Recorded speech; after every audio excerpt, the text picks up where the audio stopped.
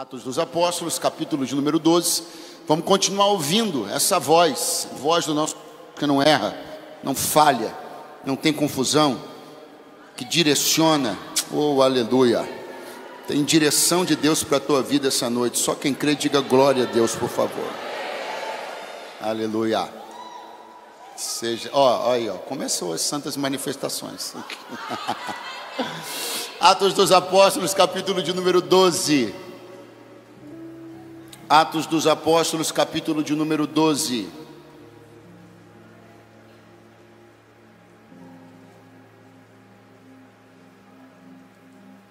Está escrito: por aquele tempo, o rei Herodes estendeu as mãos sobre alguns da igreja para os maltratar, e matou à espada Tiago, irmão de João.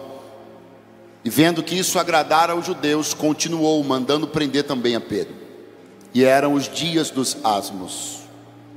E havendo-o prendido, o encerrou na prisão, entregando-o a 4 quaternos de soldados, para que o guardassem, querendo apresentá-lo ao povo depois da Páscoa. Pedro, pois, era guardado na prisão, mas a igreja fazia contínua oração por ele a Deus. E quando Herodes estava para o fazer comparecer nessa mesma noite, estava Pedro dormindo entre 2 soldados, ligado com 2 cadeias, e os guardas diante da porta guardavam a prisão. E eis que sobreveio o anjo do Senhor, e resplandeceu uma luz na prisão, e tocando a Pedro no lado, o despertou, dizendo: levanta-te depressa. E caíram-lhe das mãos as cadeias. E disse-lhe o anjo: cinge-te e ata as tuas sandálias. E ele o fez assim. Disse-lhe mais: lança às costas a tua capa e segue-me. E saindo seguia. E não sabia que era real o que estava sendo feito pelo anjo, mas cuidava que via alguma visão. Quantos dizem amém? A igreja estava nas suas movimentações primeiras, já obtendo sucesso, tendo caído na graça do povo, e obviamente isso também aumentou o olhar de todas as pessoas que se opunham ao ministério, à igreja. Se quando eles pareciam pescadores inofensivos, isso não redundava, não resultava em nenhuma ameaça, à medida que eles começam a se desenvolver, eles começam a parecer perigosos. À medida que eles começam a agregar gente, congregar gente, à medida que eles começam a ter poder espiritual nas palavras, o alvo nas costas dos apóstolos começa a crescer. Crescer naquilo que o Senhor nos confiou fazer, é ver também crescer o alvo nas nossas costas. À medida que vai crescendo a nossa capacidade de executar nosso propósito, nós vamos também crescendo na visão do quanto somos ameaçadores a todas as estruturas que estão ao nosso redor e que se vê ameaçada pelo poder de Deus que opera em nós, pela luz que habita em nós. Então o alvo nas costas dos apóstolos foi crescendo, o alvo nas costas da igreja foi crescendo. E como antagonista principal da igreja está Herodes, e a Bíblia diz que ele estava maltratando os crentes. Enquanto ele maltratava os crentes, ele percebia que os judeus gostavam, que isso agradava aos judeus. Preste muita atenção, porque a Bíblia não está dizendo que os judeus, propriamente os judeus, maltratavam os crentes. Pelo menos nesse ponto da história, quem está maltratando os crentes é Herodes. Os judeus estão gostando. Vamos lá. Quem está maltratando os crentes e os judeus da época estavam. Você percebe que existe uma diferença grande. Existe o ator e existe o espectador. Alguém está fazendo e alguém está aplaudindo.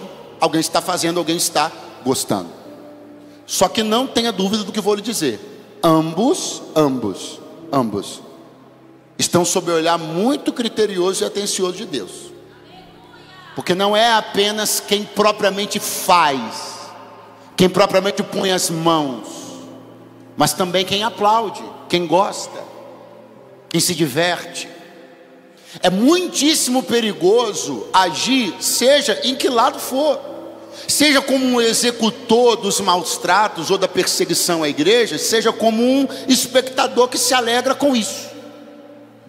Ambos têm um olhar atencioso de Deus, tanto os que usam as mãos para ferir, como os que usam as mãos para aplaudir os que ferem.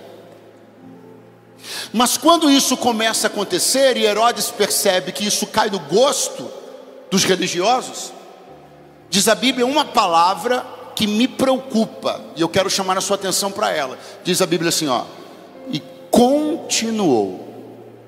O que ele já tinha feito? 2 atos de malignidade: a perseguição aos crentes e o assassinato de Tiago. Quando ele faz essas 2 coisas e percebe que isso cai na graça das pessoas, diz a Bíblia que ele continua mandando prender também a Pedro. 2 passos anteriores já tinham sido muito mal sucedidos. 2 passos anteriores já tinham sido um desacerto muito grande. Mas Herodes decidiu continuar. Essa continuidade de quem já está envolvido no desacerto, essa continuidade de quem já vem em escala, essa continuidade de quem já está em degraus, eu quero chamar a sua atenção para ela essa noite. Porque eu não estou dizendo aqui que você esteja maltratando pessoas, mas acerca de algumas movimentações na sua vida, acerca de alguns caminhos, acerca de algumas escolhas, acerca de algumas alternativas, Deus me trouxe para dizer uma coisa: não pode continuar, não dá para continuar. A continuidade do fluxo que você tem apresentado até aqui não vai acabar bem. Sabe, Deus sentou você hoje aí para te dizer que algumas coisas recentes andaram acontecendo. Você se permitiu envolver recentemente em algumas coisas, e sabe por que Deus lhe trouxe hoje aqui? Para lhe dizer que não dá mais para continuar, que a continuidade desse fluxo vai acabar mal, a continuidade dessas escolhas vai acabar muito mal, a continuidade desse caminho não vai acabar bem. E graças a Deus que Deus os reuniu hoje aqui, porque aquilo que você tem vivido até hoje te trouxe até aqui, mas se você continuar, eu já não posso garantir onde isso acaba. Quando a Bíblia diz que Herodes continuou, e essa continuidade significa mandar prender a Pedro, o próximo momento que Herodes vai viver, descrito nas Escrituras, é um momento onde ele está diante de uma plateia. Muitos conhecem essa história, e o pessoal começa a gritar: voz de Deus e não de homem. Aí ele continuou, absorveu aquela glória para si e não deu glória a Deus. Aí Deus olhou para ele e disse assim: então hoje você para. E Herodes morreu comido de bichos porque não deu glória a Deus. Eu sei que isso pode estar sendo um tanto quanto assustador e medonho para algumas pessoas, mas eu não estou assim tão preocupado. Eu estou muito mais preocupado em dizer para você que algumas coisas hoje tem que parar. Porque se a gente não para, quem para a gente é Deus. E vai por mim, você não vai querer experimentar a mão de Deus no teu peito te parando. É uma noite de livramento, é uma noite de escape, é uma noite onde alguns fluxos vão ser cortados, algumas torneiras vão ser fechadas, alguns caminhos vão ser paralisados. Alguém vai levantar de uma mesa, alguém vai empurrar uma cadeira e vai dizer: estou saindo. Alguém vai encerrar uma ligação, alguém vai até bloquear um contato, porque Deus me trouxe aqui para dizer: a continuidade disso não vai acabar bem, mas se parar agora, tem escape, tem livramento, tem provisão. Aleluia. A gente tem basicamente 2 maneiras de conhecer a força de Deus: ou nas tuas costas te impulsionando, ou no teu peito te paralisando. Escolha a primeira, sempre. Pedro vai ser preso, e ele está guardado por 16 soldados, está literalmente no meio entre dois soldados, quando o Senhor mandou um anjo, porque o Senhor decidiu que Pedro não ficaria ali. O Senhor decidiu que aquilo que ainda tinha que acontecer na vida de Pedro não cabia dentro daquele lugar que ele estava. O Senhor decidiu que o serviço que Pedro ainda tinha que prestar ao reino era o ingresso para que ele tivesse que sair dali. Ouça o que eu vou te dizer essa noite. A melhor coisa que você tem a fazer é tornar-se cada vez mais interessante para o reino. Olha para alguém do seu lado e diga assim: a melhor coisa que você tem a fazer na sua vida é tornar-se cada vez mais interessante para o reino. Porque quanto mais interessante para o reino você é, mais chances você vai ter de Deus não te deixar preso em lugar nenhum. Se eu sou interessante para o reino, Deus faz questão de assumir a responsabilidade de quebrar todas as minhas cadeias. Se eu sou interessante para o reino, impérios não me seguram. Se eu sou interessante para o reino, sistemas não me paralisam. Se eu sou interessante para o reino, cadeias não me sustêm. Se eu sou interessante para o reino, portas não ficam fechadas diante de mim. Se eu sou interessante para o reino, o rei se encarrega de me tirar de todo e qualquer sistema que queira me deter e me reter. Há alguma coisa ainda para você fazer do lado de fora, e é por isso que o Senhor vai mandar um anjo aí para te tirar de onde você está hoje. Seja interessante. Seja interessante. Vem um anjo do Senhor, e esse anjo do Senhor pegou Pedro num momento muito interessante. Pergunte qual? Ele estava dormindo. Aprendeu. Eu disse que ele aprendeu a dormir em momentos de tribulação. A primeira vez que Pedro viu Jesus dormindo numa tormenta, ele se uniu aos discípulos e falou assim: mestre, o senhor dormindo no meio da tempestade? Agora ele aprendeu, até dormindo também. Algumas coisas que você achava absurdo ver crente fazendo em meio à tormenta, daqui a pouco você vai estar fazendo igualzinho, você vai aprender a descansar no Senhor também. Aleluia! O anjo pega Pedro dormindo, toca no lado dele e diz assim: levanta depressa. O que o anjo falou? Não, você pode fazer muito melhor. O que o anjo falou? Eu quero que você perceba que existe uma impressão de pressa. O anjo está imprimindo pressa, mas essa pressa está sendo impressa para uma coisa: levanta. Esse levantar é apressado. Quando Pedro atende e se levanta apressadamente, o anjo diz para ele: calça a sandália, põe o cinto, coloca a capa nas costas. O anjo desacelerou. Eu quero que você entenda que o anjo acelerou e disse levanta, desacelerou e disse se prepara. Porque a aceleração só compreende o período que você se levanta. Para a preparação, desacelera e se apronta com calma. Pastor, não entendi muito bem. Vai entender com todo carinho, porque eu vou te dizer, eu estou aqui para isso, para te explicar. O único momento em que o Senhor imprime pressa sobre nós é quando a gente tem que se levantar. Nenhuma preparação requer pressa. A preparação, ela é medida. A preparação é realizada com todos os seus protocolos. Eu não estou vendo o anjo dizendo corre, bota a sandália, corre. Não, para se levantar você se apressa. Para se preparar, você se prepara adequadamente. Nós estamos vivendo um tempo onde as pessoas têm pressa para tudo, até se prepararem. Mas para se equipar, você não pode ter pressa. Para se calçar, não pode ter pressa. Para se preparar para o que o Senhor tem, não pode ter pressa. Se prepare, se prepare. Não tem muita pressa. Agora é o seguinte: coloque a sandália, coloque o cinto, coloque a capa, que nós vamos sair. Você não vai fugir, você vai sair. Você não vai fugir, você vai sair.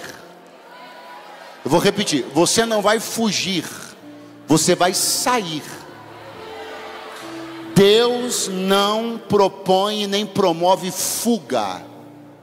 Deus promove saída. A maior movimentação da história de um povo vassalo saindo de dentro de uma nação que o escravizava, não foi uma fuga. Israel não fugiu do Egito, Israel saiu do Egito. Em nenhum dos momentos onde Faraó negou-se a deixar Israel sair, o Senhor se aproveitou e disse para Moisés: então bota o povo em fuga. Não, quando ele disse eu concordo, o Senhor disse: bota todo mundo para sair, porque eu não trabalho com fuga, eu trabalho com saída. Você não vai fugir, portanto não será um processo de vergonha, não será um processo de dor, não será um processo de exposição. O Senhor me trouxe para dizer para alguém que está num lugar inadequado, não deveria estar lá, não deveria estar vivendo o que está vivendo, está amarrado, está retido, a coisa não está boa, você sente que há algo melhor para você em outro lugar, mas o Senhor me disse: não é fuga, eu vou abrir a porta e vou te dar uma estratégia para sair com dignidade.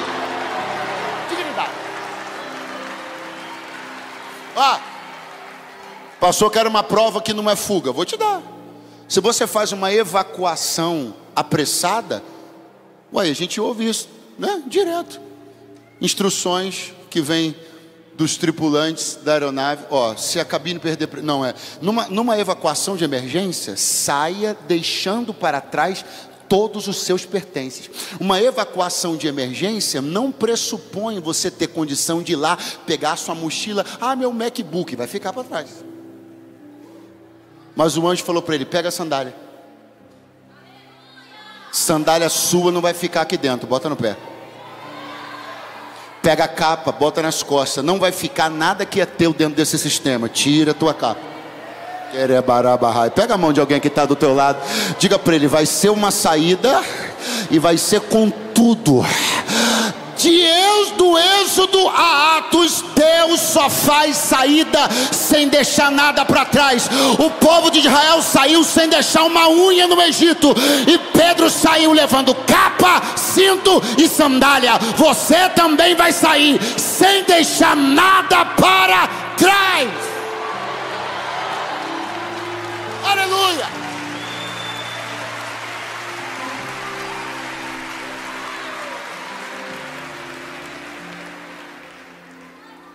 Quando Pedro chega do lado de fora, ele está calçado, vai repetindo após mim: calçado, cingido, vestido. Se qualquer pessoa passasse por Pedro, chamaria ele de fugitivo? Se você passa por uma pessoa que está dignamente vestida, você vai chamar ela de fugitiva? O que em Pedro dizia que ele era um fugitivo? Nada. Quando o anjo deixou ele no meio da rua, ele estava vestido, calçado e cingido. Qualquer pessoa passava e via dignidade nele. Se ele está dignamente vestido, é porque ele não é um fugitivo. Preste atenção no que eu vim te dizer. Se você conhece uma pessoa que diz ter saído de algum lugar, debaixo de ordens de Deus, mas é visto hoje nas ruas sem dignidade, ele é fugitivo e não foi Deus que mandou ele sair de lugar nenhum. Porque a quem Deus manda sair, Deus garante a dignidade. Deus não tira ninguém de lugar nenhum para essa pessoa perder dignidade. Deus, as ordens de Deus, elas não se chocam, elas se harmonizam. Eu quero que você entenda, quero que você comece a combater e repudiar todo tipo de discurso, todo tipo de narrativa que alguém talvez esteja construindo, de que está debaixo das ordens de Deus. Mas como alguém pode estar debaixo das ordens de Deus e ter perdido a dignidade? Como alguém pode estar debaixo das ordens de Deus e ter perdido o casamento? Como alguém pode estar debaixo das ordens de Deus e ter perdido a moral? Não, se eu estou debaixo das ordens de Deus, Ele garante a minha dignidade em todo o percurso que eu fizer. Todo o percurso. Deus não manda ninguém para ficar descalço no meio da rua. Deus não ordena que ninguém se lance num ministério para destruir casamento. O Deus,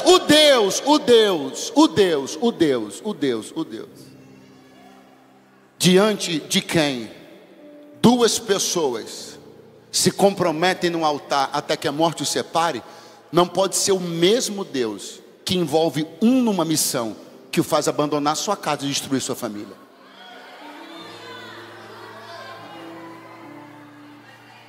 Eu estou te dando sinais claros para você começar a entender quem são os fugitivos e quem são os que estão debaixo de ordem de Deus. Estou te dando evidências claras para você começar a identificar quem são os fugitivos e quem são os profetas que estão debaixo das ordens de Deus. Quem são os fugitivos e quem são os homens e mulheres que estão debaixo das ordens de Deus? Eles serão vistos com dignidade, sandália no pé, cinto na cintura, capa nas costas. Eles serão vistos caminhando com dignidade, porque não são fugitivos, saíram debaixo de ordens expressas de um Deus que abre portas. Alguém ainda está por aí? Diga alguma coisa, dê um brado de aleluia, dê um grito de glória a Deus.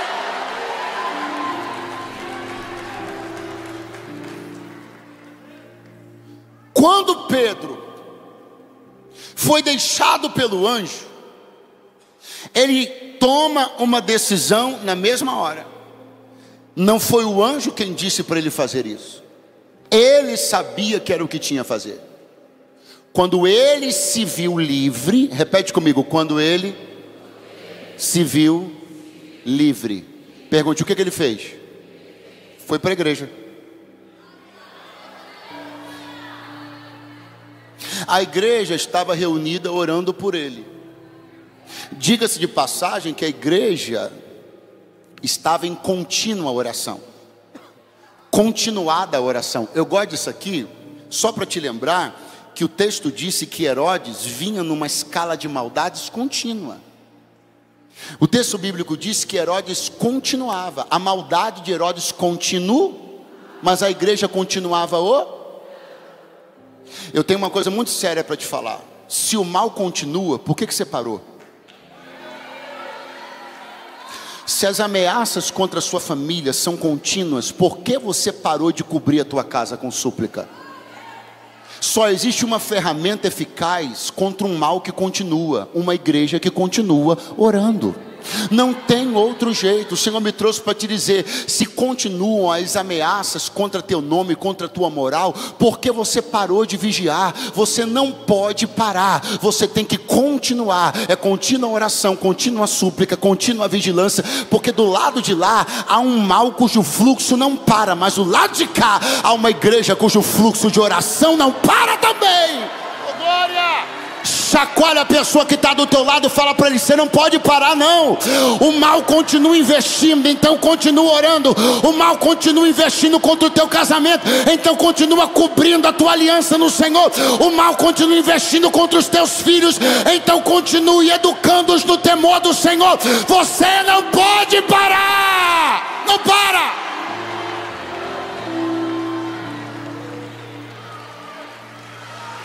Ramaraja.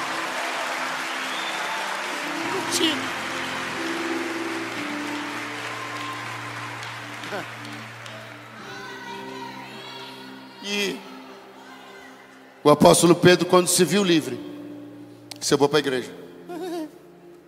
A igreja estava reunida na casa da mãe de Tiago. Ele falou: eu vou para a igreja, eu vou ao encontro da igreja. Eu não fui livre para ir para outro lugar. Se Deus me libertou, se Ele abriu as portas, não faz sentido que eu pegue a minha vida e a minha liberdade e ponha a serviço de nenhuma outra pessoa que não seja aquele que me liberta. Eu estou sentindo a graça de Deus aqui essa noite. Se foi Ele quem te libertou, qual o sentido de você usar essa liberdade para servir a outro que não seja Ele? Se foi Ele quem fez o que fez, se foi Ele quem te tirou da morte para a vida, se foi Ele quem te arrancou daquela cama de hospital, se foi Ele que te tirou daquela depressão profunda, se foi Ele que reestruturou a tua vida financeira, se foi Ele que pegou a tua família dilacerada e colocou de volta em unidade ao redor da mesa, tá bonitinho agora? Então qual sentido há de você pegar esse resultado e colocá-lo diante de quem não o gerou? Só tem um que é merecedor de que você ponha os teus resultados diante dele, aquele que é o responsável por esses resultados. Para onde eu vou? Se quem abriu a porta foi Ele. Eu estava preso agora há pouco, quem me livrou foi Ele. Tinha cadeias nas minhas mãos agora há pouco. Eu estava cercado por 16 soldados romanos agora há pouco. Agora há pouco eu estava quebrado. Agora há pouco não sabia o que fazer.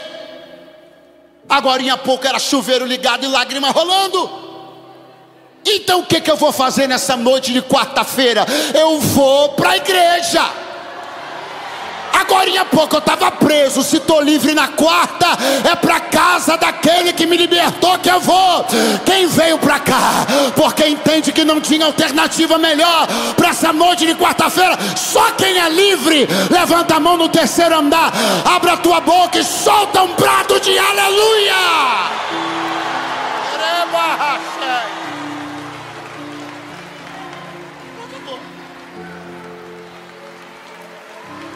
Como é que eu vou?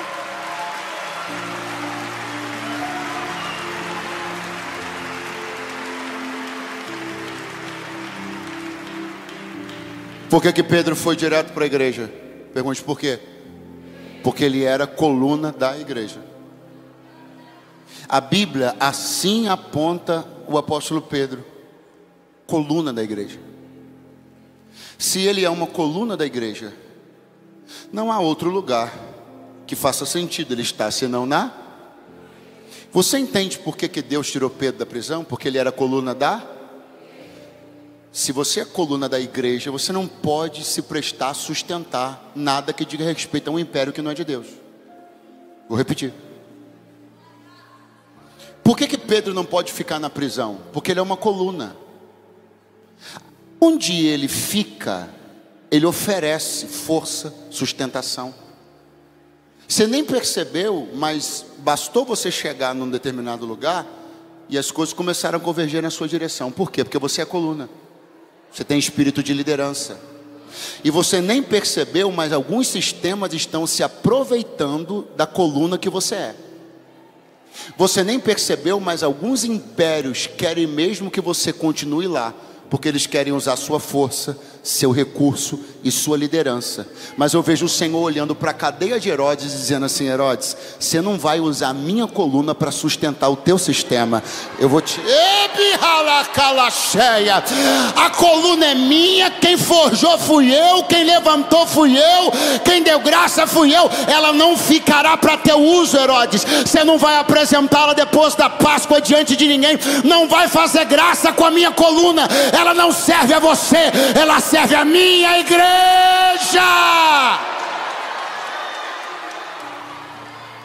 O Senhor está falando muito forte no meu coração aqui. Eu vou dizer o que Ele está me mandando dizer. Quem te deu sustentação foi Deus. Quem te forjou foi Deus. Quem trabalhou em você foi Deus.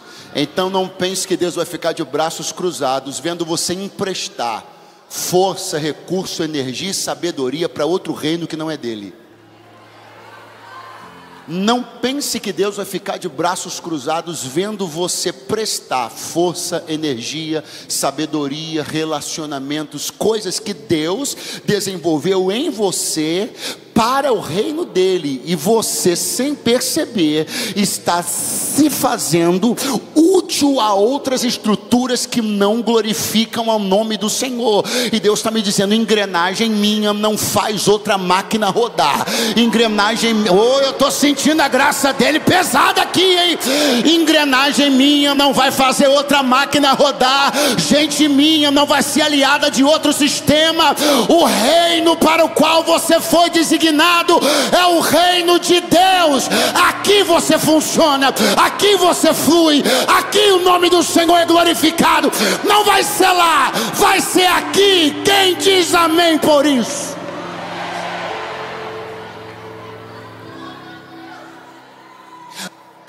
Eu encerro dizendo que tudo isso, do momento onde o anjo toca no lado de Pedro e o desperta, até o momento onde ele é deixado no meio das ruas de Jerusalém, tudo isso julgava Pedro ser uma visão. Ele achava que era uma... Não, vamos junto para com força para a gente acabar. Ele acreditava que era uma... Se ele pensava que estava vivendo uma visão, imerso numa visão, então ele tem decisões a tomar. Preste atenção. Eu sigo essa visão? Eu ouço essa visão? Eu acato aquilo que essa visão me sugere? Porque o anjo não é real, é uma visão, no entendimento que ele está tendo. Então ele está decidindo mergulhar na visão, e estando na visão, acatar os comandos que vêm da visão. Por que ele continua? Por que ele se envolve na visão, mergulha na visão, vive a visão e acata as direções que a visão dá? Por quê? Porque a visão tirou ele do meio de 2 soldados. A visão libertou ele de uma supervisão de 16 soldados. A visão fez cair as algemas da mão dele. A visão fez a porta da prisão se abrir e ele sair. Ó, eu tenho uma coisa muito importante para dizer. Deus sentou algumas pessoas hoje aqui para você fazer uma revisão nas visões que você tem seguido, porque algumas visões que você tem aplicado o seu coração, algumas visões que você tem servido, algumas visões que você tem mergulhado, precisam ser urgentemente revistas. Só que os indícios de uma visão que vale a pena seguir são claros. Eu vou repetir, os indícios de uma visão que vale a pena seguir são claros. A primeira pergunta é: a visão que você anda seguindo, ela fez algemas caírem das suas mãos ou colocou a algema na sua mão? A visão que você anda seguindo tirou você do meio dos ímpios ou te colocou no meio dos 16 soldados? A visão que você anda seguindo abriu a porta para você sair da prisão ou abriu a porta para você entrar? Revise as visões que você tem aplicado sua vida. Revise seus mentores, revise as vozes que têm norteado a sua vida. Preste bem atenção e perceba se no início dessa visão que você anda seguindo, você não estava melhor do que está agora. Revise se no início dessa visão que você anda aplicando tanto tempo, investindo tanto dinheiro nela, se no início dela você gozava de uma liberdade e agora você está mais preso do que antes. Essa é uma noite, e esse desconforto leve que eu estou sentindo aqui, ele é natural, ele já era esperado, eu estou de boa com ele. Porque essa noite aqui vai encerrar assim, com o Senhor me mandando te dizer, a noite não, a minha mensagem, com o Senhor me mandando te dizer, dá uma olhada para ver se você está seguindo uma visão que vale a pena. Dê uma boa olhada para você ver em quais visões você tem aplicado o seu coração. Dê uma boa olhada para ver sobre quais supervisões e telhados você tem colocado sua vida e sua casa. Dê uma boa olhada e comece a ver quais mãos estão andando na sua cabeça. Dê uma boa olhada para você ver que tipo de visão você está seguindo e servindo. Porque quando uma visão não me coloca para fora e sim para dentro das prisões, essa visão não é de Deus. Quando uma visão não faz cair algemas e sim as coloca nas minhas mãos, essa visão não é de Deus. Agora, a visão que vale a pena seguir é visão que me desata, visão que me liberta, visão que me dá amplitude, visão que abre porta, visão que me faz sair, visão que me põe na igreja e não fora dela. Agora eu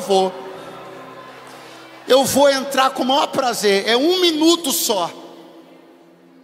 Porque que visão é essa que está te colocando fora da igreja e não dentro dela?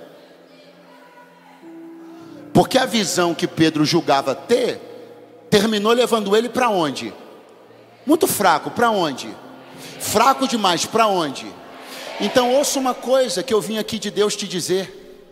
Cuidado com essas visões que não terminam acomodando você na igreja, e sim acomodando você em outros lugares.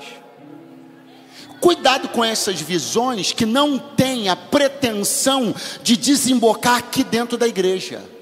Cuidado com essas visões que tendem a ser autônomas. Cuidado com essas visões que tendem a ser eternas células que nunca se transformam em igreja.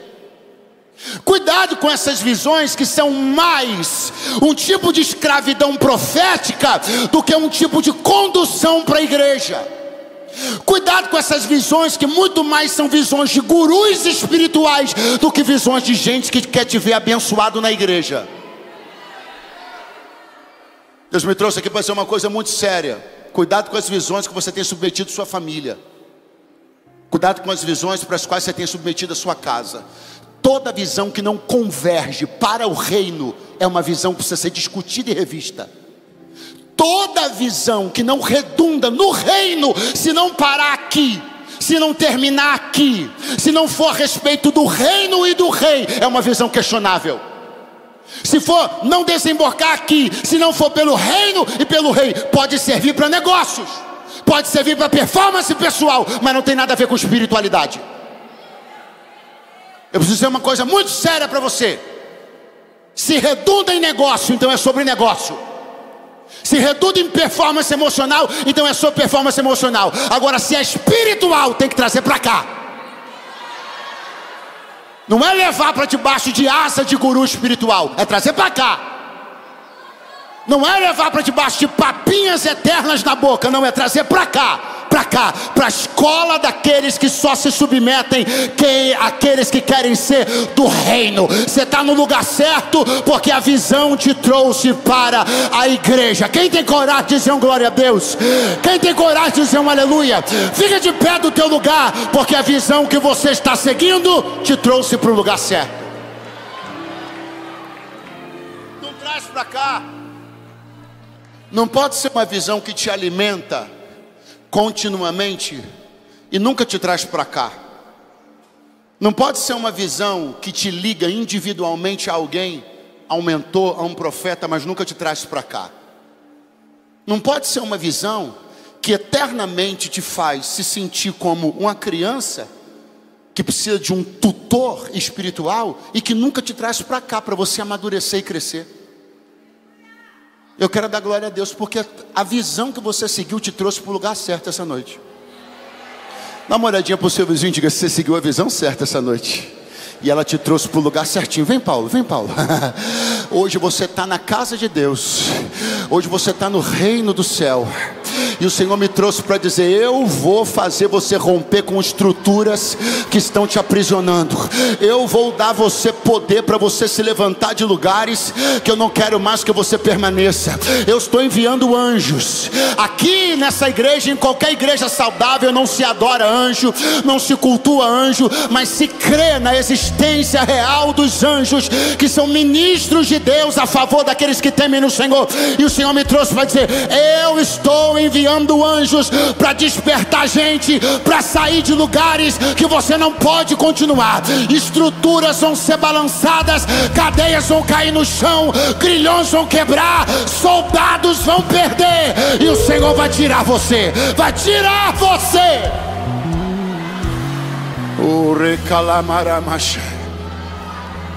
Essa noite de quarta-feira talvez tenha começado com você ainda estando num lugar que você não deveria, espiritualmente falando, mas não vai terminar assim.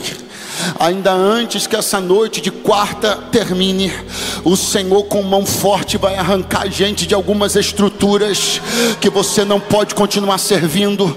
O Senhor com mão forte vai tirar você de algumas visões que você não deve continuar se submetendo. O Senhor vai abrir os teus olhos, vai te esclarecer a respeito de pessoas, vai te esclarecer a respeito de sistemas, e tudo que Ele te deu e fez na tua vida não servirá a nenhum outro propósito senão glorificar ao bendito nome dEle. E se alguém já começa a sentir o cheiro gostoso da liberdade que há em Cristo Jesus, abra